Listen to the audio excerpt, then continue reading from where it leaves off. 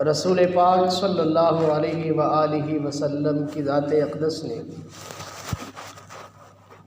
رمضان المبارک کے اس مبارک مہینے کے متعلق ارشاد فرمایا کہ رمضان کے مہینے میں اللہ تعالیٰ کو یاد کرنے والا اس کی بخشش کر دی جاتی ہے، اور رمضان کے مبارک مہینے میں اللہ تعالیٰ سے مانگنے والا اس کو نامراد نہیں لوٹایا جاتا۔ رمضان یہ اللہ تعالیٰ کی طرف سے انعام و اکرام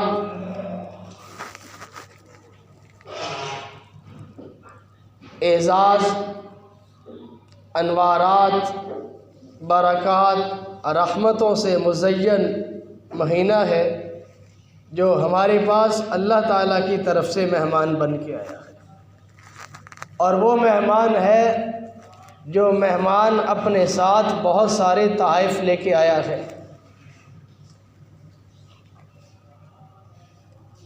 مجدد الفثانی رحمۃ اللہ علیہ فرماتے ہیں اپنے مکتوبات میں کہ ایک پورا سال جو اللہ تعالیٰ کی طرف سے رحمتیں نازل ہوتی ہیں، اور ایک جو رمضان میں اللہ تعالیٰ کی طرف سے رحمتیں نازل ہوتی ہیں، ان دونوں کے درمیان جو نسبت ہے وہ قطرے اور سمندر کی ہے۔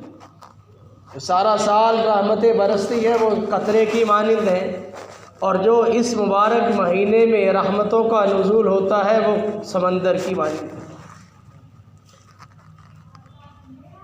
ایک حدیث میں رسول پاک صلی اللہ علیہ وسلم کی ذات اقدس ارشاد فرماتے ہیں، جس کا مفہوم ہے کہ جب رمضان شروع ہوتا ہے تو آسمانوں کے دروازے کھول دیے جاتے ہیں، اور ان آسمانوں کے دروازوں سے رحمت الہی بندوں پر گھٹا ٹوپ برستی ہے۔ وہ رحمت اس قدر ہوتی ہے جیسے موسلا دھار بارش ہو اور جھوم جھوم کے برس رہی ہو، ایسے اللہ تعالیٰ کی طرف سے رحمتیں رمضان کے مبارک مہینے میں روزہ داروں پہ برس رہی ہوتی ہے۔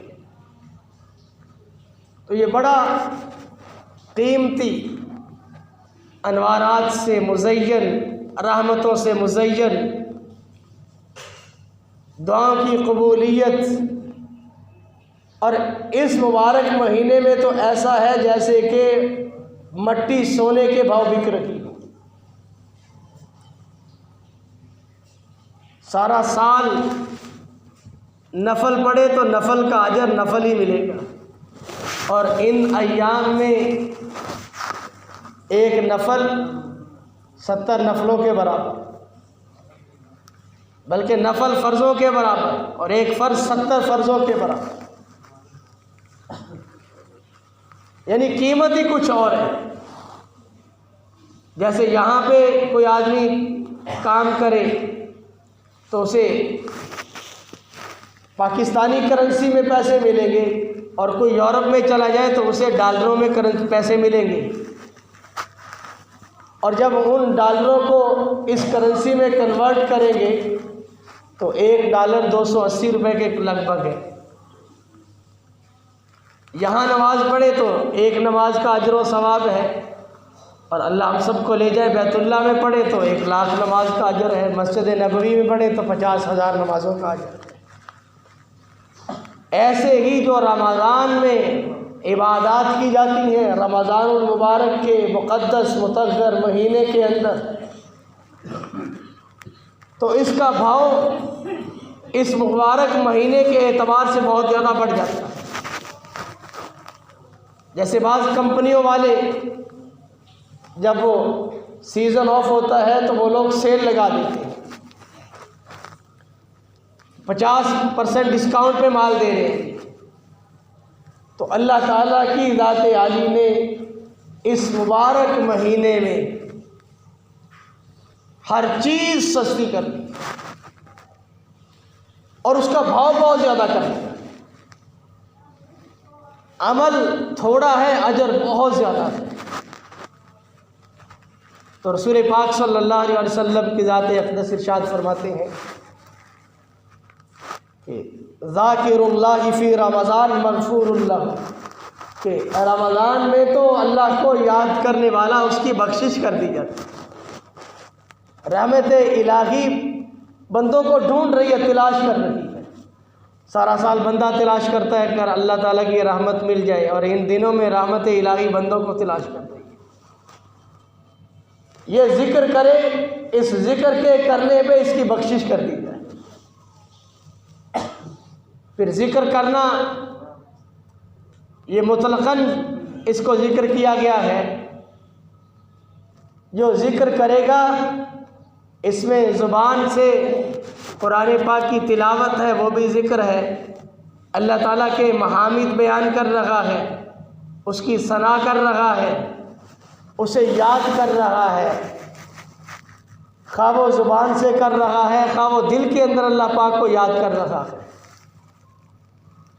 یہ ساری چیزیں ذکر میں شامل ہیں۔ نماز میں کھڑا ہے تب بھی ذکر میں ہے، تلاوت کلام الہی، مالک کا کلام مالک کو سنا رہا ہے، یہ بھی ذکر میں ہے۔ مالک کا کلام مالک کو سنانا، کوئی شاعر ہو تو اس شاعر کے سامنے اس کا شعر پڑھا جائے تو وہ بڑا خوش ہوتا ہے، یار یہ میرا شعر پڑھا جائے۔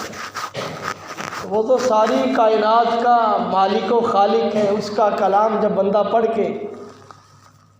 پڑھتے ہوئے مزہ لیتا ہے کہ میں اپنے مالک کو سنا رہا ہوں، اس میں لذت ہی عجیب ہے۔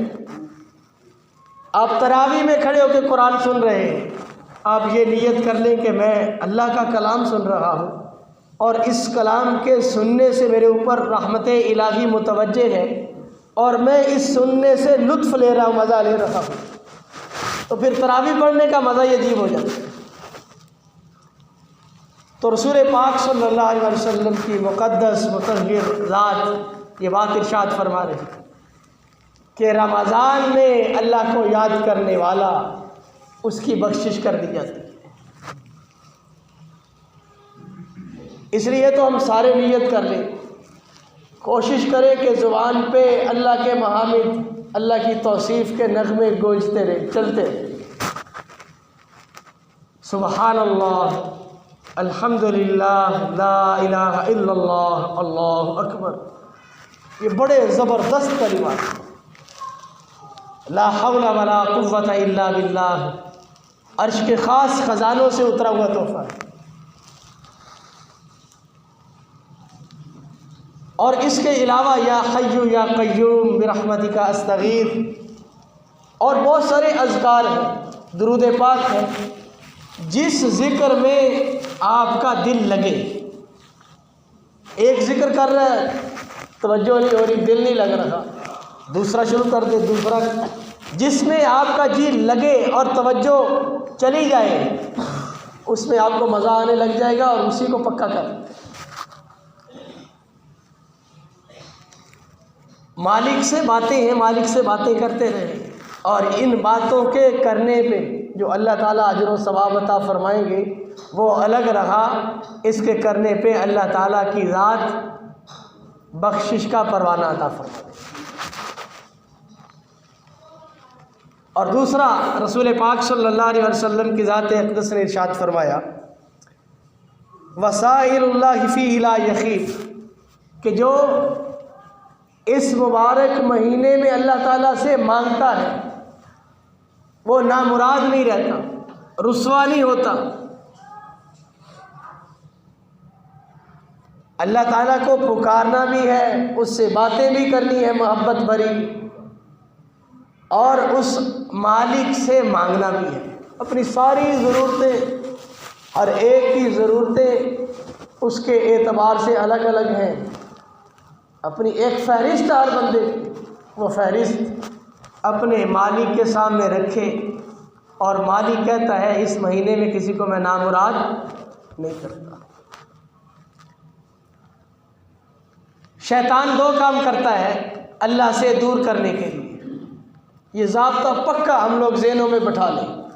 اللہ تعالیٰ سے دور کرنے کے اس کے بڑے طریقے ہیں۔ ایک یہ ہے کہ نافرمانیوں میں مبتلا کر دے گا، گناہوں میں لگا دے گا، جب گناہوں میں لگے گا تو اللہ سے دور ہو جائے گا۔ دوسرا، شیطان کیا کرتا ہے، یہ گناہوں میں تو نہیں لگتا، گناہوں سے بچا رہتا ہے، اس کے لیے شیطان اپنا ہتھیار الگ استعمال کرتا ہے۔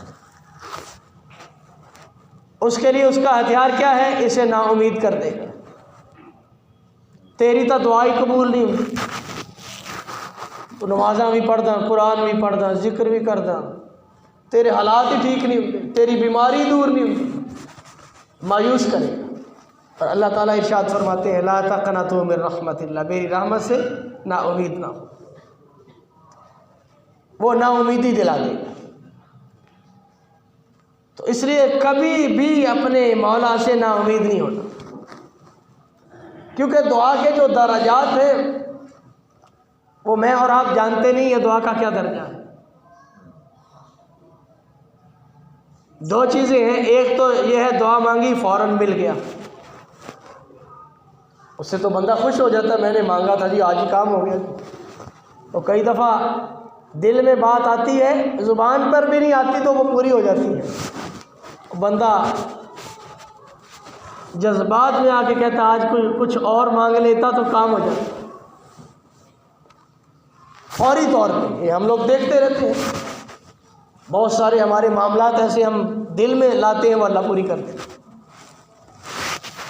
تو بسا اوقات یوں ہوتا ہے کہ وہ بندہ مانگتا ہے اسی وقت نہیں دی جاتی، کچھ اس میں وقفہ ہو جاتا ہے۔ اللہ تعالیٰ کی ذات یہ سمجھتے ہیں کہ بندے کو ابھی دینا حکمت کے خلاف ہے، اگر ابھی دیا تو یہ بندہ کچھ اور کام میں مبتلا ہو جائے۔ وہ مالک اپنی حکمتوں کو خوب جانتا ہے، بس اوقات چیز بندے کے لیے مناسب نہیں ہوتی، بندہ مانگ رہا ہوتا ہے اور اللہ تعالیٰ جانتے ہیں کہ یہ اس کے لیے ٹھیک نہیں ہے، یہ اس کو دی تو یہ میری نافرمانی میں چلا جائے۔ وہ مالک بندے کو نہیں ہے، بس اوقات مانگتا کچھ ہے، اس کے بدلے میں جو اس کی طرف کوئی تکلیف آنے والی ہوتی ہے، کوئی آزمائش آئی ہوتی ہے، اس کو دور کر دیا جاتا ہے۔ اور ایک دعا کا درجہ یہ ہے کہ اس دعا کو محفوظ کر لیا جاتا ہے کہ یہ میرا بندہ مجھ سے مانگتا رہا، میں نے یہ اس کو اجر و ثواب کے لیے محفوظ کر دیا۔ اب یہ دعا محفوظ ہو گئی، کل قیامت کے دن جب بندے کو اس دعا کا اجر و ثواب دیا جائے گا تو اس اجر و ثواب کو دیکھتے ہوئے بندہ کہے گا کاش دنیا میں میری کوئی دعا قبول نہ ہو، اتنا اجر و ثواب۔ ایک تو یہ رہ گیا کہ بندہ کہے گا کہ مجھے کاش میری کوئی دعا قبول نہ ہوتی، اور ایک جو بندہ دعائیں کثرت سے مانگتا رہا، بہت زیادہ دعائیں مانگتا رہا، جس کا معمولی دعائیں لمبی لمبی اور زیادہ مانگنا ہے، اس کا تو اجر و ثواب بھی بہت بڑھ جائے گا۔ اس لیے مانگتے رہنا، اس میں ضروری نہیں بندہ ہاتھ اٹھائے باوضو ہو، کبھی بستر میں لیٹے لیٹے سونے سے پہلے اپنے مالک سے کال ملا لے اور اپنے مالک کے سامنے رکھ دے سارا کچھ، ہے مولا یہ میری ضرورتیں ہیں، آپ مجھے عطا کر دیں، اگر آپ نہیں دیں گے تو میرے کام نہیں بنیں گے، یہ بھی میری ضرورت ہے، یہ بھی ضرورت ہے، اور آپ سے ہی لینا ہے اور آپ ہی دینے والے ہیں۔ اس لیے اللہ کی ذات عالی سے مانگتے رہنا، کبھی مایوس نہیں ہونا۔ اور اس مبارک مہینے میں اللہ تعالیٰ نامراد بھی کسی کو نہیں لوٹاتے، یہ رسول پاک صلی اللہ علیہ وسلم کی ذات اقدس کا ارشاد ہے۔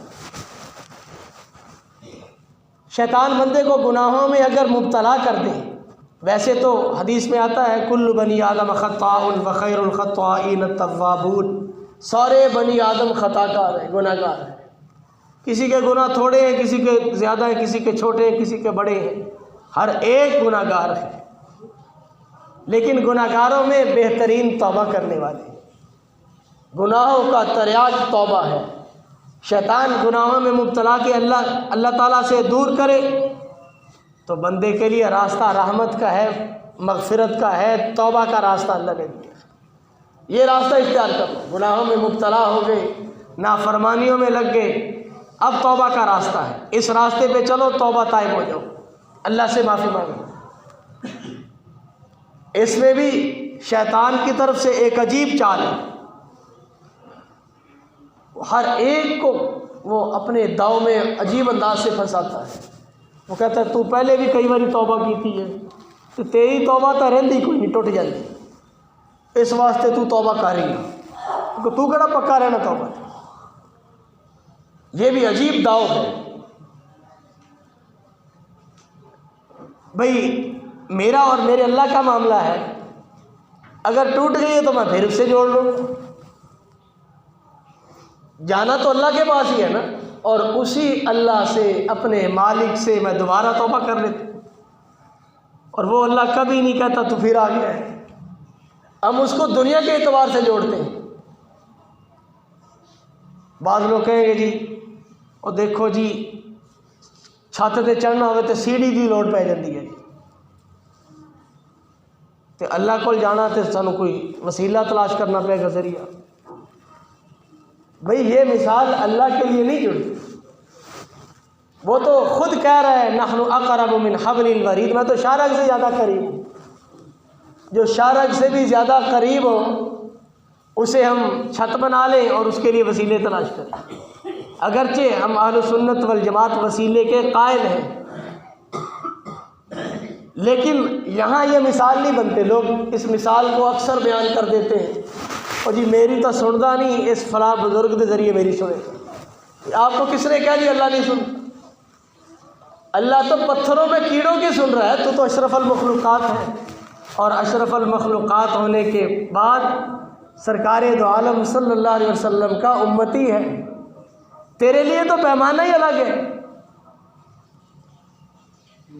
اس لیے اپنے مالک سے مانگتے رہنا، جڑے رہنا اور توبہ کرتے رہنا، کبھی مایوس نہیں ہونا، ٹوٹ جائے پھر کر لینی۔ دوسرا یہ ہے کہ جو لوگ نیکوکار ہیں، نیک ہیں، ان کے لیے راستہ رحمت کا ہے۔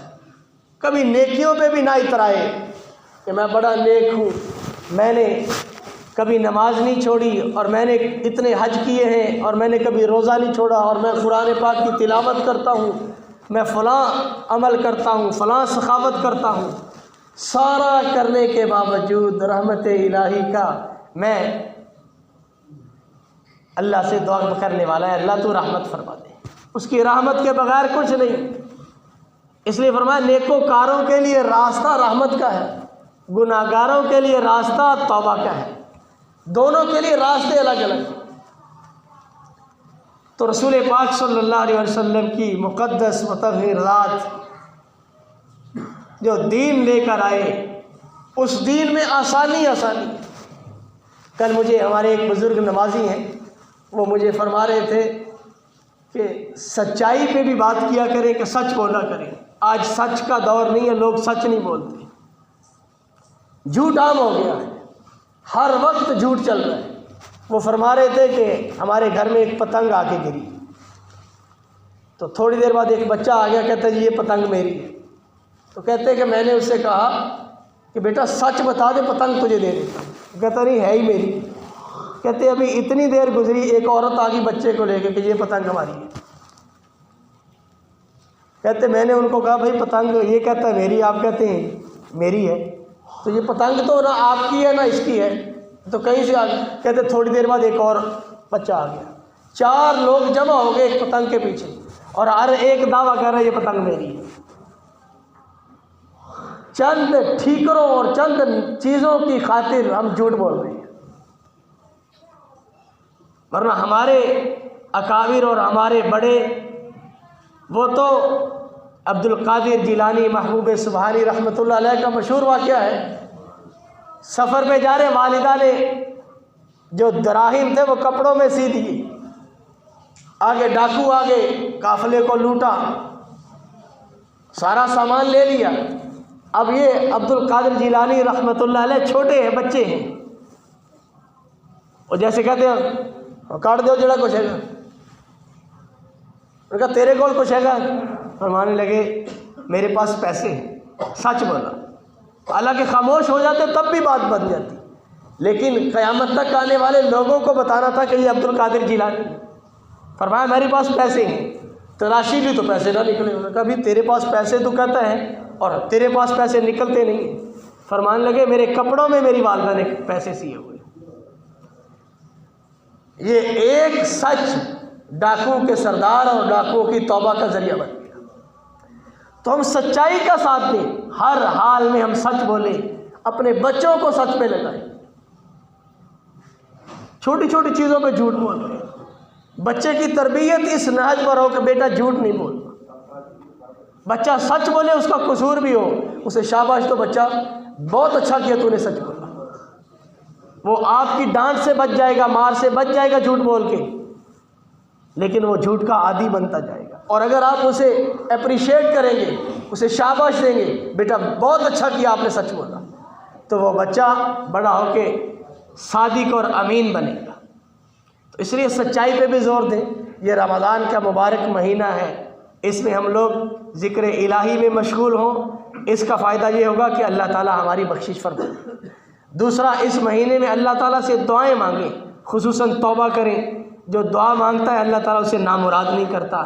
اللہ تعالیٰ عمل کی توفیق نصیب فرمائے۔ وآخر دعوانا ان الحمد للہ۔